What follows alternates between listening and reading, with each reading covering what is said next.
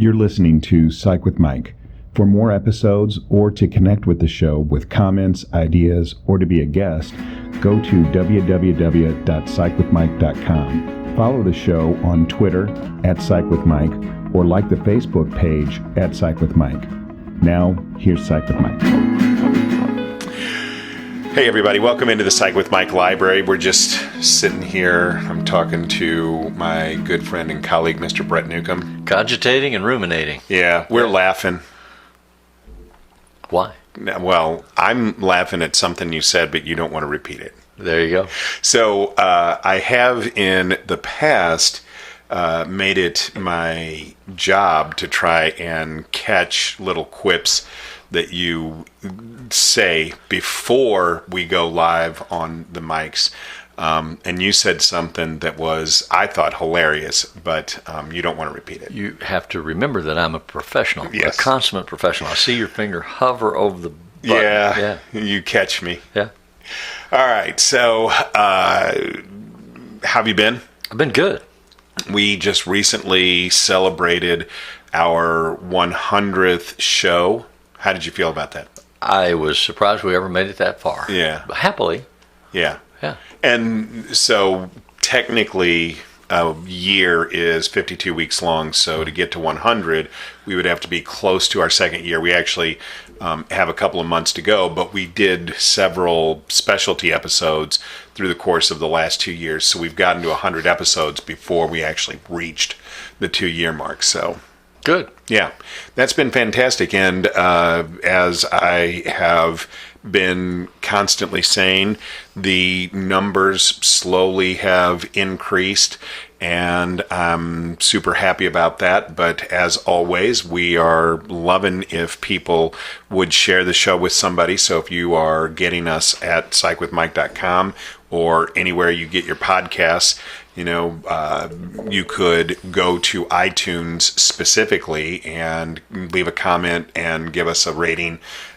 And that would really, really help us out. If you normally listen to the podcast, you could go out of your way to go on YouTube and find us, Psych with Mike, on YouTube, and leave us a like and subscribe, and that would help us out as well. So we like to see our audience growing, and we hope that people are interested and profit from what we do, but we would obviously love to see the numbers continue.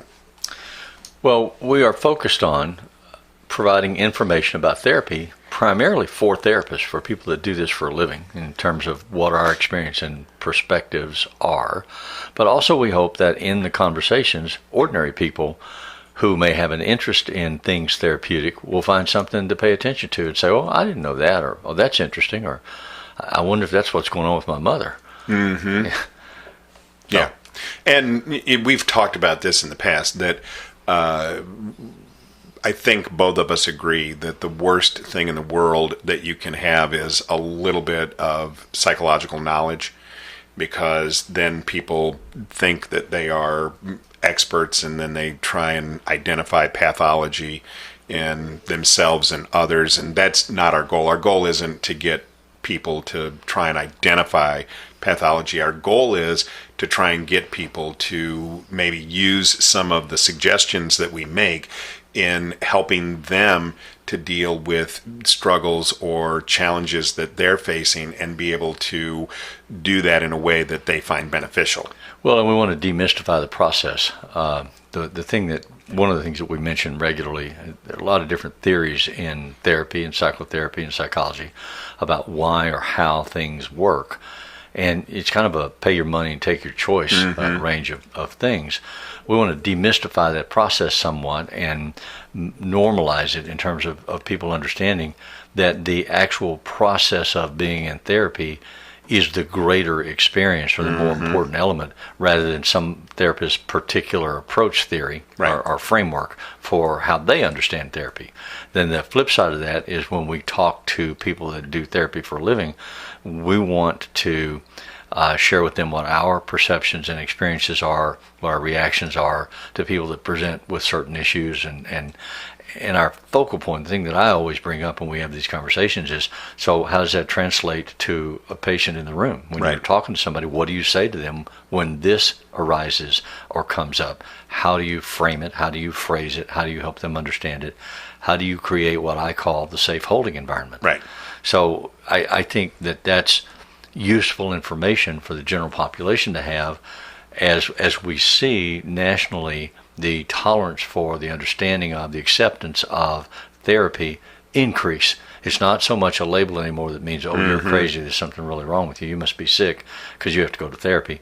More and more people are saying, maybe this is something that would benefit me. Right. Maybe it's not so bad. Right. And then there are all kinds of subset offshoots, like, well, I don't go to a therapist, but I go to a coach. I have a life coach. Yeah.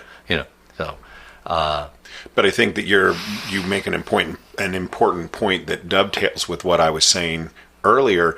I don't want people going out and identifying pathology because I don't think there's a benefit to that. And you and I have never really used labels in therapeutic context, so we don't try and label people. We're more about facilitating the connection and the therapeutic relationship. And that, to me, is what's important. People aren't suffering from too much connection in their lives. They're suffering from too little connection. And so the more that you can try and foster connectedness with other people in your life, the more profoundly good your life is going to be. Amen. Yeah. So one thing that I am super, super interested in, and I don't know that you are as much, is the history of the psychedelic molecules. So psychedelic molecules are lysergic acid, diethylamide, psilocybin, mescaline, MDT, or DMT.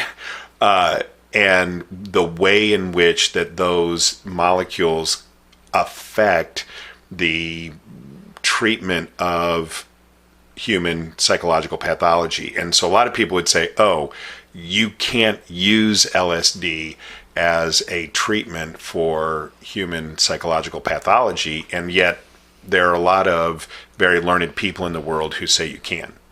It's interesting because I agree with you. I've never been interested in that as a focal point for my own studies. But I was just watching, literally one night ago with my wife, a video on Amazon Prime about Cary Grant. And it was, the information was from an unpublished autobiography that Cary Grant had written. And it focused on his experiences using LSD in therapy. Yeah. And so they talked a lot about his own history and his lifetime and his relationship with his parents and all that, and his difficulties in having long-term relationships with women. But they also talked about how during that time frame, which was the 70s and 80s, I think, in Hollywood, many of the Hollywood stars were going to particular psychiatrists who would administer LSD in the session and sit with them while they had their trip. And then interpret and help process whatever their experience was. So I think it's interesting that you brought this topic up this week to talk about. Well, the history, and for anybody who is interested in the history, Michael Pollan, who is a writer, has written probably books that people are aware of if they haven't actually read. He's a very famous author. Wrote a book, How to Change Your Mind, and he actually details a lot of this history that I'll recount for you now. But prior to Timothy Leary, most, if not all, of the research being done on psychotropic molecules was being done with psychedelics. But the Lyndon administration became enthralled with... Lyndon Johnson? Lyndon Johnson. Okay. Yeah. Lyndon Johnson, yes. So I said the Lyndon, I meant the Johnson administration. Got in kind of a war with Timothy Leary and the counterculture because of the escalation of the war in Vietnam. and they felt like that Timothy Leary was undermining their ability to be able to prosecute the war and was fueling the fires of dissent in young people. And so, as a way of trying to battle Timothy Leary and discount him, they also quashed all of the research that was going on in psychedelics at the time. And that was before the internet. And so once they were able to essentially eradicate the history of this research, then nobody ever knew about it. There were two universities that were tasked with continuing that research, and that was Johns Hopkins on the East Coast and University of California, Berkeley on the West Coast. And now we see that the ketamine drug, it's actually esketamine, which is a stereographic isomer, which doesn't matter what that is, but of ketamine, that Johnson & Johnson has developed was actually done as a result of the research that was going on at Johns Hopkins. So, and that ketamine drug is one of the breakthroughs for the treatment of depression. Yes. For serious long-term resistant depression. Right. So that's what's brought now this idea of the psychedelic molecules back into a lot of people's consciousness, is that people are saying, how can we have this drug based on ketamine? People are going to go to their doctor's office and they're going to get a nose shot that is going to make them trip, and that's going to make them better. And the answer is essentially yes. I mean, obviously, but they have to stay there under medical supervision in case they have some kind of adverse reaction. Sure. I mean, they don't just go in and get the shot and go home. That's right. And it's a nasal spray, so it's actually not a shot. I said a shot, but a hit. Yeah. You were using the drug culture vernacular with which you were such familiarity. Yeah. But the reason why this was developed is because of the work that has progressed since the end of the psychedelic age in the 1960s that has continued at Johns Hopkins and at Berkeley.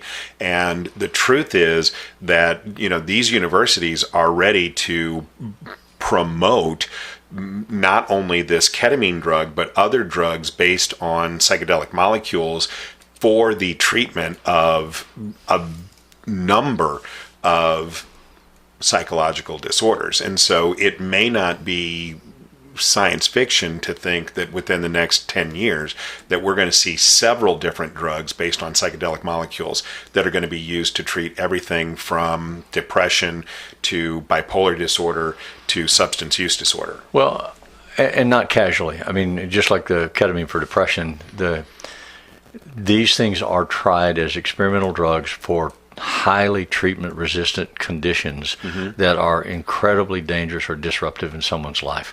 You get somebody that's resistant to the treatment of depression, that's incredibly suicidal, then you have to worry about the safety of their life every time you leave them. Yeah. And if you can find a treatment that breaks that suicidal focus or that helps reduce the level of depression, then it's win-win. And so they try all kinds of things. I mean, they're trying magnetic resonance treatments, they're trying ketamine, they're trying other things to try to find something that works when nothing that has been tried before seems to work. Right. So they're more willing to experiment. Now, just as a disclaimer, let me just say, this is another example of medicine saying, there has to be a biological answer. We have to be able to do a treatment. We have to be able to apply a magnetic field or a light stimulation or a drug, and there has to be some physical treatment, and which then discounts the idea of talk therapy, and talk therapy still for psychological disorders is the gold standard. More people get better in talk therapy than in any of these other things, and every single psychotropic medication on the market, not 1, not 10%, every single one has a disclaimer in the package insert that says only to be used in concomitant psychological talk therapy. So even the medical community recognizes that talk therapy has a profound impact. Lawyers for the medical community make them say that. Well, I would hope that they think that that's a best practice, that talk therapy is the gold standard, and that the pills are beneficial in some way. As an adjunct. As an adjunct. Yeah. Correct. Right. Yeah. I would agree. So these, psychedelic molecules have been around for a long time. They've actually been studied for a long time, as you say. A lot of people in Hollywood, even during the 70s and 80s, were using these things covertly. There is an underground cadre of either shamans or psychiatrists or coaches, people who will give you a psychedelic molecule and then sit with you and help you to process and eventually debrief your experiences under these psychedelic molecules. And they swear that there are real and profound experiences that people have. And one of those experiences is called ego dissolution. So have you ever heard that term? I have not. Okay. So ego dissolution is when a person uses a psychedelic molecule and the constructs, the mental constructs that keep you as a selfhood person, so that keep you in your perception of individuation of self, keep you separate from the rest of the universe, begin to dissolve, and you actually experience yourself as a part of the larger whole. And that during these periods of ego dissolution, people get their most profound insights into the primary inner workings of their own consciousness. Okay.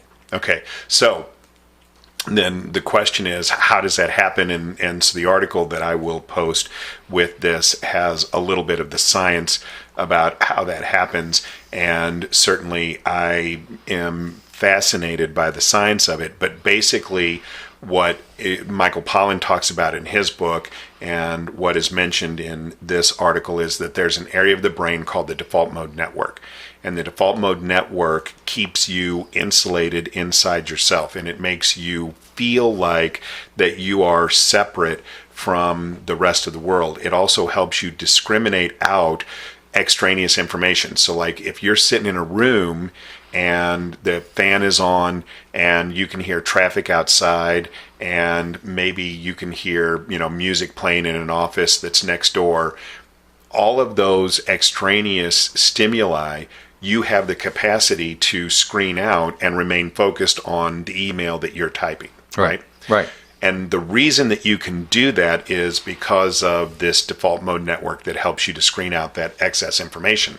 And when you use psychedelic molecules, that default mode network actually stops operating. And so you get information from all of these kinds of disparate stimuli sources equally. Mm-hmm. And that as a result of that, you become more likely to experience yourself as a part of the greater whole rather than separate from it. So the default mode network then is similar to having a governor on a car that filters it down and won't let you go beyond a certain speed. Right. If you take that off, then the car can go as far and as fast as the mechanical processes would allow. Right. So if we take the default mode network away from a human being, what you're saying is the theory is then that their consciousness expands beyond the self into a connection with all the stimuli, all the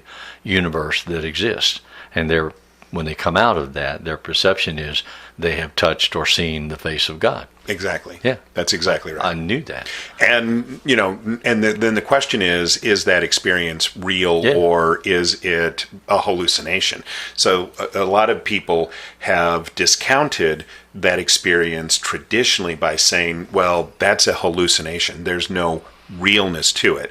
And people who have had these experiences swear, no, this is real, and it's helped me to be able to have greater insight into my life. As a clinician, my question would be, what difference does it make? Well, and that's what I was going to say, is that in the end, what difference does it make? Yeah, the difference to me would be in the perception of the individual that they are in or out of control, that they are better or worse for having had this experience, that they have visions and guidance that they find to be beneficial, or they have visions and guidance that they find to be damaging.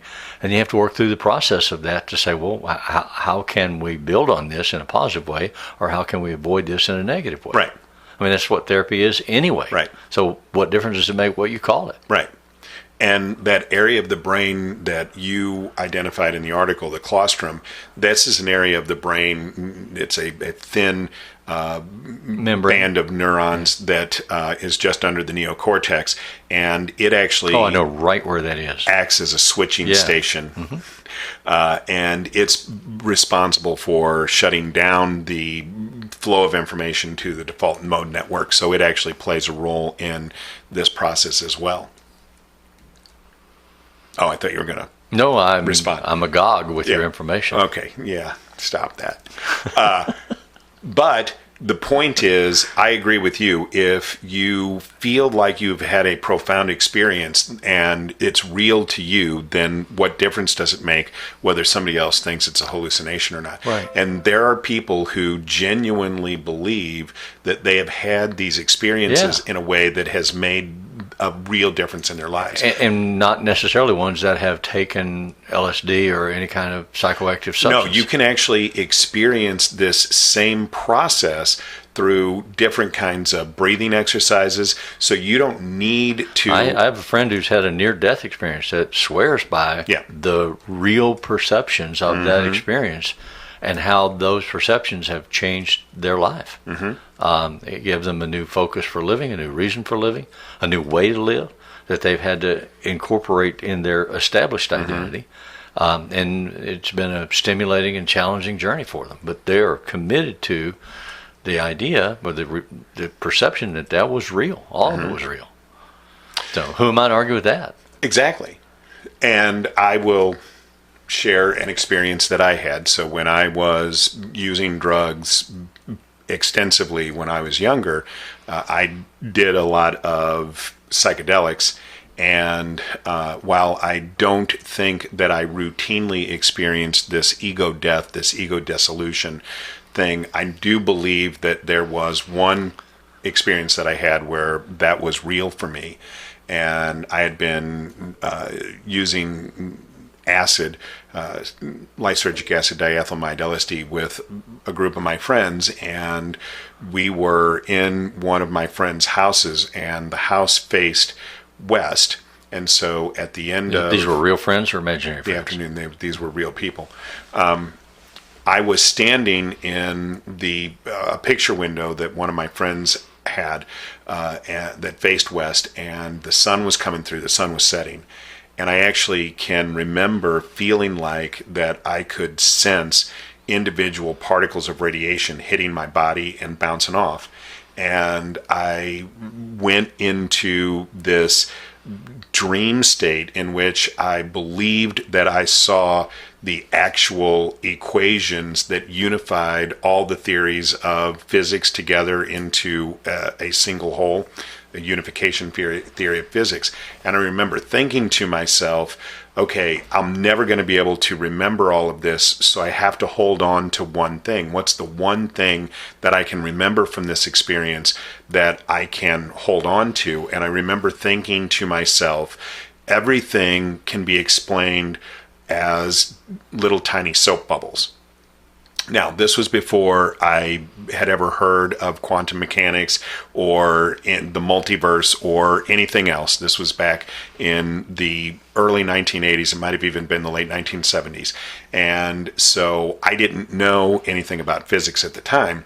Later, when I started studying physics, I started looking into string theory and quantum mechanics. And in those theories, the idea of the quantum foam and things bubbling up out of the quantum foam like soap bubbles and expanding and even becoming their own independent universes is actually a theory of quantum mechanics. And so was that experience real or was it a hallucination? I don't know.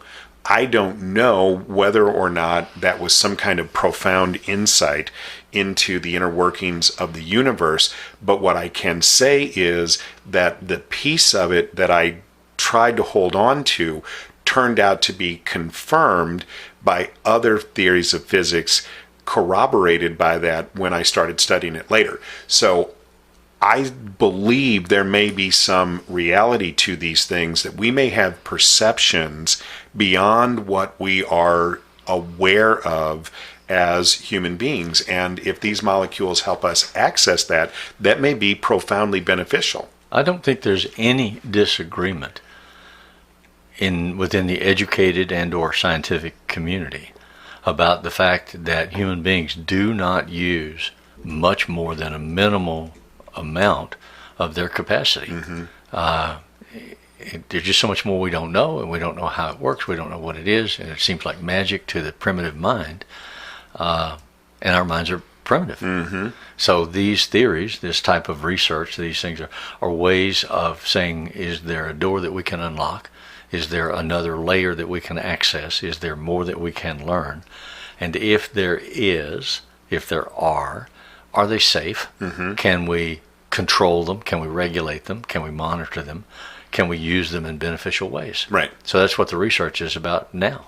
And so what I'm really excited about is that we might be entering into a new age of psychology where these molecules are available to us both as a way of treating mental disorders, but also of helping individuals to really gain transcendent insight into their own existence. And what I would ask people who are on the fence about this is to just be open-minded. These things aren't, if these molecules are encouraged as being employed in the process of psychology treatment, it's not going to be, oh, you go to your doctor's office to get high. Well, it's not going to be hang out with your friends and get high because the government will come after you. That's right. Yeah. That's right. These are going to be very controlled things. They're going to happen in, relative infrequency. It's not like you're going to go to your doctor's office once a week and drop acid with him. And right now in the United States, there's a huge marketplace for designer drugs that people create in their labs out of whole cloth, and therefore they're not illegal because they haven't existed. But they may have adverse side effects. Absolutely. People may die, or they may have damage that lasts a lifetime. And the government's always trying to play catch up about for those negative attributes or damaging attributes, we have to find a way to limit and restrict. Right. And if there are positive attributes that come out, we need to understand them and learn about them. So be aware of the frame, be aware of the source, be aware of the methodology if you're going to look into any of this kind of stuff. That is really, really important information. Yeah, I agree 100%. All right, so hopefully you found this interesting and maybe even beneficial. Again, to reiterate how we started the show, please go on to some of the sources of media, either iTunes, YouTube, or whatever, and give us a like and give us a comment. Please share the show with somebody that you know. And as always, if it's Friday, it's Psych with Mike.